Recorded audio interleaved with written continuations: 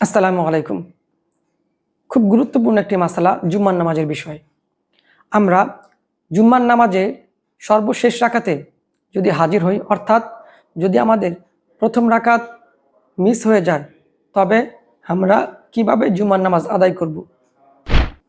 এই ক্ষেত্রে যার এই জুম্মার নামাজের প্রথম রাকাত ছুটে যাবে, তার জন্য জুম্মা মিস হয়ে গেল এবং তাকে বাকি নামাজের সাথে শরিক হবে ঠিকই, কিন্তু তার নিয়ত হবে 4 রাকাত ফরজ নামাজের, অর্থাৎ জোহরের নামাজের।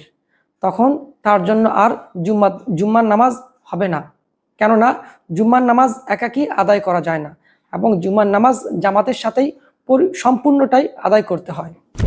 তাই এক কথায় বলা যায়, যদি আমরা জুম্মার নামাজের একটি রাকাত মিস করি বা দুনো রাকাতই মিস করি, তবে আমাদেরকে জুম্মার নামাজের পরিবর্তে জোহরের 4 রাকাত ফরজ নামাজ আদায় করতে হবে। তবে জুম্মার নামাজের শেষ যতটুকু আমরা পেয়েছি, তাতে যদি আমরা শরিক হই, ওই অংশটুকু জন্য আমরা সওয়াব পাব। আসসালামু আলাইকুম।